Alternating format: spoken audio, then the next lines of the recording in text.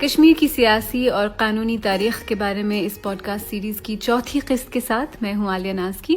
یہ podcast doctor Fouzia Lone کے ان آرٹیکلز پر مبنی ہے جو انہوں نے BBC اردو کے لیے لکھے ہیں اور جو آپ ہماری ویب سائٹ پر پڑھ بھی سکتے ہیں.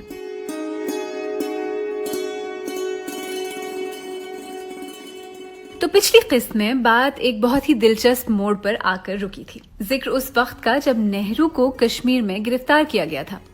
ہوا یہ تھا کہ 18 جون 1947 کو جب نہرو نے مہاراجہ کی اجازت کے بغیر شیخ محمد عبداللہ سے یکجہتی کے ارادے سے کشمیر میں داخل ہونے کی کوشش کی تھی تو انہیں دومل میں مہاراجہ کے احکامات پر گرفتار کر لیا گیا تھا اور وہ 2 دن تک حراست میں رہے. نہرو کو اس سے خاصا صدمہ پہنچا ہوگا. وہ اس وقت کانگریس کے جانے پہچانے رہنما تھے اور سب انہیں آزاد ہندوستان کے ہونے والے وزیر اعظم کے طور پر دیکھتے تھے.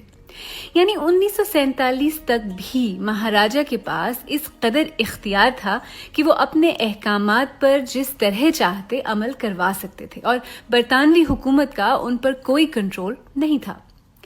نہرو کی گرفتاری کے بعد ماؤنٹ بیٹن نے مہاراجہ سے رابطہ کیا اور ان سے درخواست کی کہ نہرو کو کشمیر میں داخل ہونے کی اجازت دی جائے.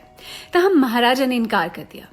دا Mountbatten papers and special collections database کے مطالعے سے پتہ چلتا ہے کہ ماؤنٹ بیٹن کو اس بات کا علم تھا کہ وزیر اعظم کاک اور مہاراجہ کو نہرو سے سخت نفرت تھی.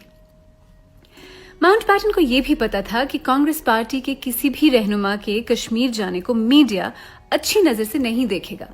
ماؤنٹ بیٹن نے مشورہ دیا کہ اگر گاندھی کشمیر جائیں تو ان کی شخصیت کے مذہبی رنگ کی وجہ سے اس کے منفی پہلوؤں کو کم کیا جا سکتا ہے، جبکہ اگر نہرو جاتے ہیں تو اسے واضح سیاسی لابینگ کے طور پر دیکھا جائے گا. ان دستاویزات سے واضح ہو جاتا ہے کہ وائس رائے ہوتے ہوئے بھی ماؤنٹ بیٹن انڈیا کے فائدے کے لیے کام کر رہے تھے. گاندھی کشمیر گئے اور 4 اگست 1947 تک وہاں رہے، جس دوران انہوں نے مہاراجہ اور ان کے پورے خاندان سے ملاقاتیں کی. اس کے بعد ہی وزیر اعظم RC کاک کو ان کے عہدے سے الگ کر دیا گیا اور ان کی جگہ جنرل جنک سنگھ کو وزیر اعظم کے طور پر تعینات کیا گیا. RC کاک کی برخاستگی سے کانگریس کا مطالبہ بالکل ویسے ہی پورا ہوا جیسے کہ نہرو نے اپنے اس جامع نوٹ میں لکھا تھا جو ماؤنٹ بیٹن نے مہاراجہ تک پہنچایا تھا. اس وقت کے دستاویزات سے صاف ظاہر ہے کہ اس سے ریاست میں شدید کشیدگی پیدا ہو گئی. مہاراجہ کو انڈیا کے ساتھ الحاق پر مجبور کیا جا رہا تھا. اس کی شواہد ان بے ضابطگیوں میں بھی ملتے ہیں جو ماؤنٹ بیٹن کے ساتھ مشاورت کے بعد ریڈکلف کمیشن کے کام میں نظر آتی ہیں. جب ماؤنٹ بیٹن کو ایک متحد ہندوستان کا قیام ناممکن لگنے لگا تو 3 جون کے اپنے منصوبے میں انہوں نے اقتدار کی منتقلی کا اعلان کیا، جس میں پنجاب، بنگال اور سلہٹ کی 2 قومی نظریے کی بنا پر تقسیم شامل تھی. 30 جون 1947 کو علاقوں کو منقسم کرنے کے لیے ریڈکلف کمیشن کو تشکیل دیا گیا. تاہم اس کمیشن نے پنجاب کا مسلم اکثریتی علاقہ گرداسپور انڈیا کے حصے میں ڈال دیا، جس سے انڈیا کو کشمیر تک رسائی کا واحد راستہ مل گیا. لیاقت علی خان نے اس بارے میں لارڈ ایسمے کو خط لکھا، جس کے جواب میں لارڈ ایسمے نے لکھا، محمد علی کے ذریعے بھیجا گیا آپ کا ذاتی پیغام دیکھ کر میں دنگ رہ گیا ہوں. جہاں تک بات میری سمجھ میں آ رہی ہے اس کا لب لباب یہ ہے کہ گرداسپور باؤنڈری کمیشن نے مشرقی پنجاب کو عطا کر دیا ہے. اطلاع یہ ہے کہ یہ ایک منصفانہ فیصلہ نہیں بلکہ ایک سیاسی فیصلہ ہے. اگر ایسا ہے تو یہ بہت بڑی ناانصافی ہے اور یہ برطانیہ کی طرف سے اعتماد اور بھروسے کو توڑنے کے مترادف ہوگا. ریڈکلف ایوارڈ کو 15 اگست 1947 کے بعد ہی منظر عام پر لایا گیا. حالانکہ ماؤنٹ بیٹن کو 8 اگست کو ہی اس بات کا علم ہو چکا تھا کہ گرداسپور کی مسلم اکثریت کے باوجود اس کو انڈیا کو عطا کیا جا رہا ہے. انڈیا نے مہاراجہ ہری سنگھ کے ساتھ اسٹینڈ اسٹل معاہدے پر دستخط کرنے میں تاخیر بظاہر ریڈکلف کمیشن کے فیصلے کا انتظار کرنے کی غرض سے ہی کی. اس بات کو مینن کے ایک بیان سے تقویت ملتی ہے، جس میں انہوں نے کہا کہ ہم اسٹینڈ اسٹل معاہدے کے اثرات کو سمجھنے کے لیے وقت چاہتے ہیں. ریڈکلف ایوارڈ کی وجہ سے ریاست کا اب انڈیا کے ساتھ زمینی تعلق قائم ہو گیا. مینن کے اس بیان سے ایسا لگتا ہے کہ کشمیر تک زمینی رسائی نہرو کی سیاسی تگ و دو کا نتیجہ تھی، جس کا نتیجہ بالآخر کشمیر میں انڈیا کی فوج کے داخلے اور پھر نہ چاہتے ہوئے بھی انڈیا کے ساتھ الحاق کی صورت میں سامنے آیا. حقیقت یہ ہے کہ 15 اگست 1947 تک انڈیا یا پاکستان کے ساتھ الحاق نہ کر کے کشمیر آزاد ہو گیا تھا۔ برطانوی ہندوستان کی تقسیم اور ریڈ کلف کمیشن کی بے ضابطگیوں کے نتیجے میں وسیع پیمانے پر ہندو اور مسلمان آبادیوں کی ہجرت ہوئی اور ساتھ ہی قتل و غارت اور ہلاکتیں بھی۔ اس وقت تک کشمیر میں سیاسی کشیدگی میں بھی اضافہ ہو گیا تھا اور مظاہرین سڑکوں پر اتر آئے تھے، خاص طور پر پونچھ میں۔ مہاراجہ کی فوج پر جموں کی مسلم آبادی کے قتل عام کے الزام لگے۔ کچھ اندازوں کے مطابق 5 لاکھ کی آبادی میں سے 2 لاکھ کے قریب ہلاک کر دیے گئے اور جو بچ گئے وہ جان بچا کر پاکستان چلے گئے۔ اس خبر کا نتیجہ یہ ہوا کہ 22 اکتوبر 1947 کو پاکستان کے صوبہ سرحد کے قبائلیوں کی طرف سے کشمیر پر حملہ کیا گیا، جس کا مقصد ان کے بقول کشمیر میں اپنے مسلمان بھائیوں کی مدد کرنا تھا۔ پٹھان قبائلی 200-300 ٹرکوں میں آئے اور انہوں نے لوٹ مار اور قتل و غارت شروع کر دی۔ متحد انڈیا کے آخری commander in chief field marshal Auchinleck کو 30 ستمبر 1947 کو سپریم کمانڈر کے عہدے پر تعینات کیا گیا، جس پر وہ نومبر 1947 تک فائز رہے۔ اس کا مقصد انڈیا اور پاکستان کے درمیان مسلح افواج کی تقسیم کو یقینی بنانا تھا۔ مینن کے مطابق جب آچن لیک کو پاکستانی فوجی ہیڈ کوارٹر سے قبائلی حملے کی پیشگی اطلاع ملی تو انہوں نے انڈین حکومت کو اس سے آگاہ کیا۔ انڈیا تک قبائلی حملے کی خبر 24 اکتوبر 1947 کو پہنچی اور اگلے ہی دن انڈین دفاعی کمیٹی نے، جس کے ماؤنٹ بیٹن بھی رکن تھے، فیصلہ کیا کہ مینن کو فوری طور پر سری نگر جا کر معلومات حاصل کرنی چاہیے۔ مینن کو کرنل سیم مانیک-شا کے ساتھ، جو کہ فضائیہ میں افسر تھے، رائل انڈین ایئر فورس کے DC-3 میں سری نگر بھیجا گیا۔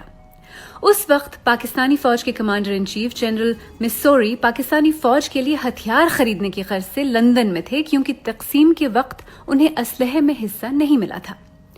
مینن کے مطابق انڈیا نے 24 اکتوبر 1947 کے بعد فضائی اور زمینی راستے سے انڈین فوج کو کشمیر بھیجنے کا منصوبہ بنا لیا تھا۔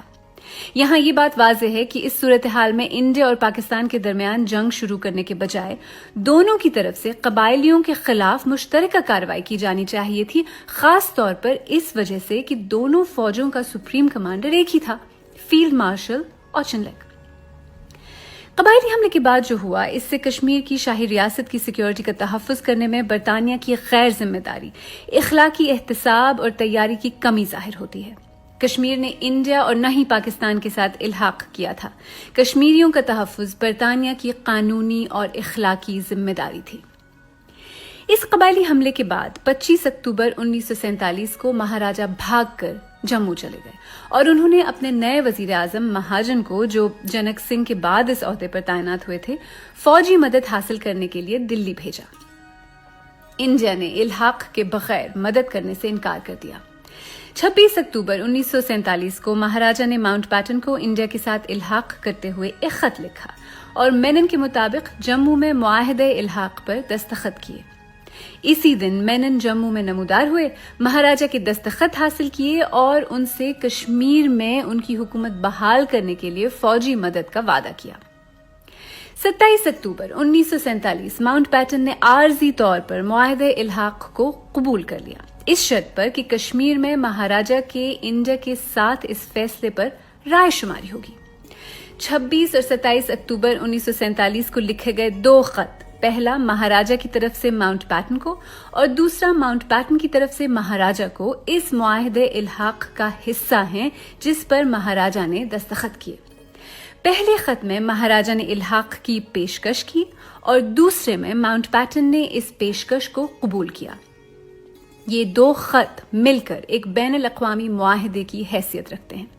اس کا مطلب یہ ہے کہ مہاراجہ کے الحاق والے خط کو اپنے بلبوتے پر مکمل اور حتمی تصور نہیں کیا جا سکتا جب تک اسے انڈین گورنر جنرل کے جواب اور اس میں شامل رائے شماری کی شرط کے ساتھ نہ رکھا جائے۔ ایک خط میں انڈیا کے ساتھ کشمیر کے الحاق کی پیشکش ہے اور دوسرے میں یہ واضح ہو جاتا ہے کہ اس پیشکش کو کچھ شرائط کے ساتھ قبول کیا گیا۔ برٹش لائبریری میں محفوظ دستاویزات، manuscripts and European private papers کے مطابق انڈیا کو اس علاقے کے ہاتھ سے نکل جانے کا ڈر تھا اور اس وجہ سے اس نے قتل عام کر کے مسلمانوں کی اکثریت کو کشمیر سے نکالنے کی کوشش کی۔ ان دستاویزات سے یہ اشارہ بھی ملتا ہے کہ اس کا مقصد کسی بھی رائے شماری میں انڈیا کی فتح کو یقینی بنانا تھا۔ لیکن جب انڈین فوج نے کشمیر پر حملہ کیا تو اس وقت یہ کہا گیا کہ اس کا مقصد جمہوریت کا تحفظ اور ایک منصفانہ رائے شماری کے لیے حالات سازگار بنانا تھا۔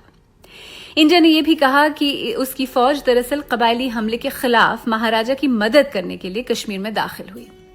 مصنف ایلسٹر لیمب اپنی کتاب incomplete partition the Genesis of the Kashmir dispute میں لکھتے ہیں کہ کشمیر پر حملے سے پہلے انڈیا نے مکمل تیاری کر لی تھی، اور یہ بھی کہ لیفٹیننٹ جنرل ڈڈلی رسل نے ذاتی طور پر اس منصوبہ بندی کی نگرانی کی، جبکہ ماؤنٹ بیٹن نے بھی مدد کی۔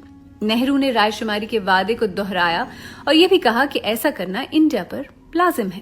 مورس جونز جون سے لے کر اگست 1947 تک ماؤنٹ بیٹن کے آئینی مشیر تھے۔ انہوں نے رائے شماری کے بارے میں جون میں تبصرہ کرتے ہوئے کہا کہ کشمیر میں رائے شماری ایک سوچا سمجھا آپشن تھا، تاہم یہ ماؤنٹ بیٹن کے ایجنڈے میں بہت اہم نہیں تھا۔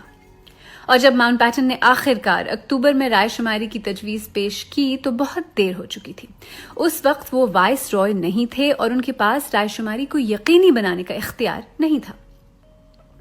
27 اکتوبر 1947 کو لیفٹیننٹ کرنل دیوان رنجیت سنگھ کی قیادت میں فرسٹ سکھ بٹالین کے فوجیوں کو ہوائی جہازوں کے ذریعے کشمیر میں اتارا گیا۔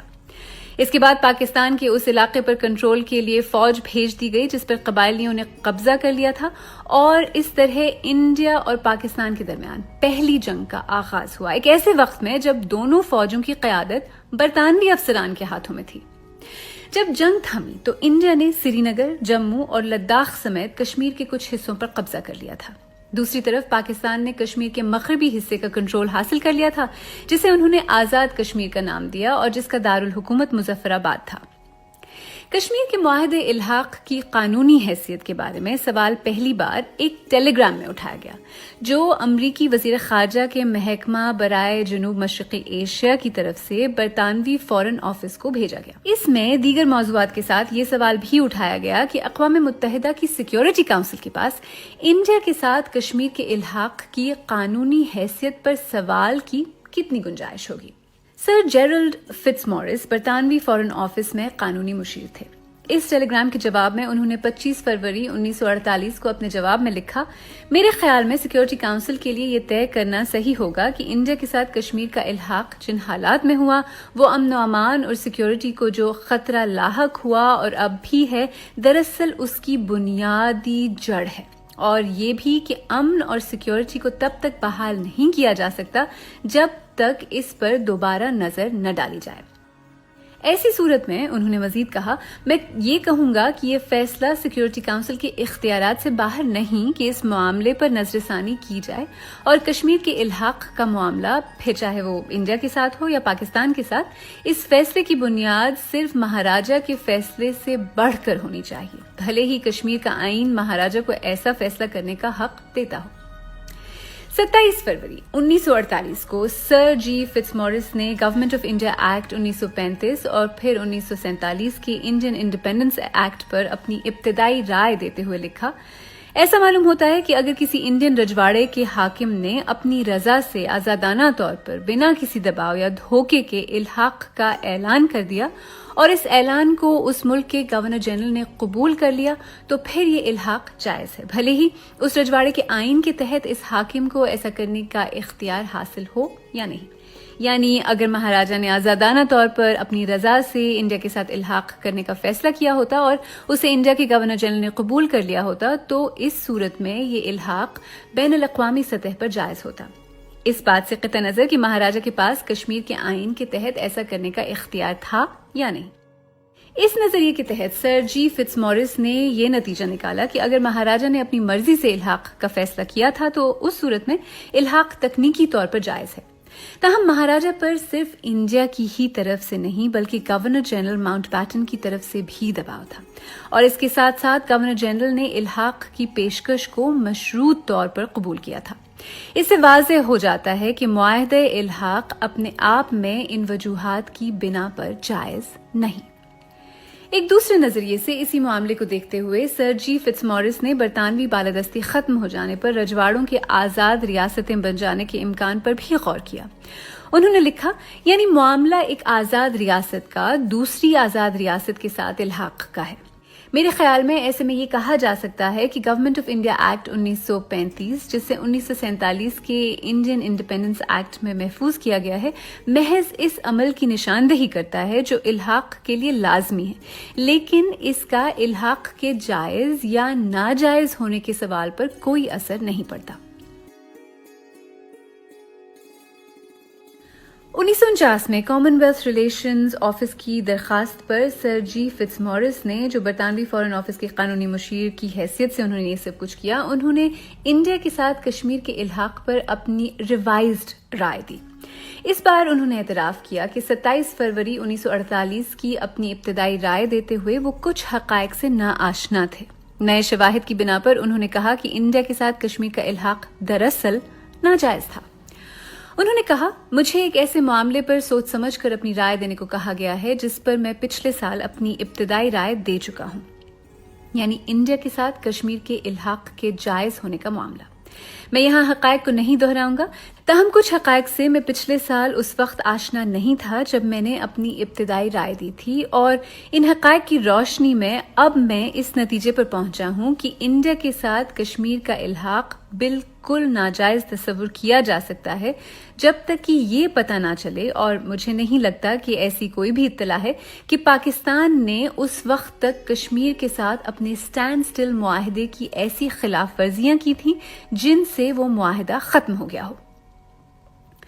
اس وقت کے برطانوی attorney general sir heartily شاو cross نے 20 جون 1949 کو فٹزمورس کو لکھے اپنے خط میں ان کی رائے کے 3 قانونی نکات سے اتفاق کیا۔ پہلا یہ کہ مہاراجہ الحاق کے وقت آزاد نہیں تھے، دوسرا یہ کہ مہاراجہ کے پاس ریاست کا کنٹرول نہیں تھا اور وہ الحاق کو یقینی بنانے کی حالت میں نہیں تھے، اور تیسرا یہ کہ الحاق کی پیشکش کو مشروط قبولیت دی گئی تھی۔ سر جی فٹزمورس کی قانونی رائے سے یہ اخذ کیا جا سکتا ہے کہ کشمیر کا رجواڑہ قانونی طور پر 1947 میں ختم نہیں ہوا۔ یہ واضح ہے کہ برطانیہ اور انڈیا دونوں نے ہی کشمیر میں رائے شماری کرانے پر رضامندی ظاہر کی، تاہم تب سے اب تک انڈیا اپنے اس قانونی عہد سے مکر چکا ہے۔ سر جی فٹزمورس نے اپنی ریوائزڈ رائے میں کشمیر کا موازنہ بالٹک ریاستوں سے کیا، اور یہ بھی کہا کہ جائز الحاق نہ ہونے کی صورت میں یہ دراصل بزور بازو یا فوجی طاقت کی بنا پر الحاق کا کیس ہے۔ فوجی طاقت کے زور پر ہونے والے اس الحاق کو اب 73 برس گزر چکے ہیں۔ اس دوران کشمیر کی شاہی ریاست کو انڈین آئین کے آرٹیکل 370 اور 35A کے تحت انڈیا کا آئینی طور پر حصہ بنانے کی کوشش کی گئی، تاہم انڈیا نے 5 اگست 2019 کو یک طرفہ طور پر آرٹیکل 370 کو ختم کر دیا۔ اس کے بارے میں بات اگلی قسط میں کریں گے، ضرور سنیے گا۔